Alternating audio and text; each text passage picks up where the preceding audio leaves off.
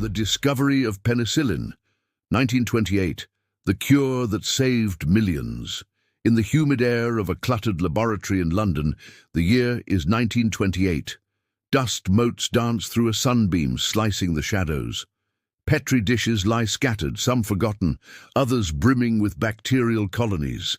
Among them is one, peculiar, quiet, and deadly important. On its surface, a strange mold grows, silently changing the course of human history.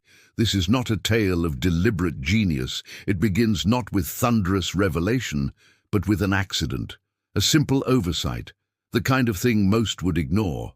But not Alexander Fleming, a scientist and his mess. Alexander Fleming, a bacteriologist at St. Mary's Hospital in London, was not known for tidiness. His desk was a battleground of petri dishes, flasks, and lab notes. It was in this disordered kingdom that destiny would pay a quiet visit. Returning from vacation in September 1928, Fleming began sorting through the culture plates he had left unattended. On one of them, he noticed something peculiar. A plate with colonies of Staphylococcus bacteria had been contaminated by a blue-green mold. But instead of spreading destruction like most molds, this one had cleared a halo of emptiness around itself. The bacteria near it had vanished. Fleming leaned in. The mold was doing what scientists had long dreamed of, killing bacteria. The mystery mold. He isolated the mold and began testing it against various harmful bacteria. The results were astonishing. This mysterious fungus was not only halting bacterial growth, it was annihilating it. The mold was identified as Penicillium notatum, and what it produced, Fleming named penicillin. But the path from discovery to medicine was neither straight nor swift. Fleming published his findings in 1929, but few took notice. Penicillin was unstable, difficult to extract, and nearly impossible to produce in significant quantities. It was a miracle trapped in glass. Years of silence. For nearly a decade, the world remained largely indifferent.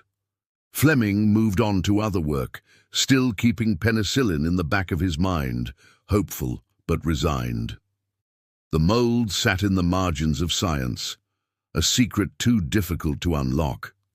Then in the late 1930s, the baton passed to Oxford scientists Howard Florey, Ernst Chain, and their team. Unlike Fleming, they had a full laboratory team and the support to pursue large-scale production. It was 1939. The world teetered on the brink of war, and the need for a cure to battlefield infections had never been greater. The race against time. Florey and Chain reignited the forgotten discovery. They extracted penicillin in painstaking droplets, enough to test it on mice. The infected mice given penicillin survived. Those who didn't receive it died. The results were clear. This was no laboratory curiosity. It was a revolution. In 1941, the first human trials began. A man suffering from a severe infection was treated with penicillin. His recovery was almost immediate, but the supply ran out before treatment could finish, and he died. The tragedy was bitter, but it proved one thing: penicillin worked. The race was on. Florey traveled to the United States to find a way to mass-produce the drug.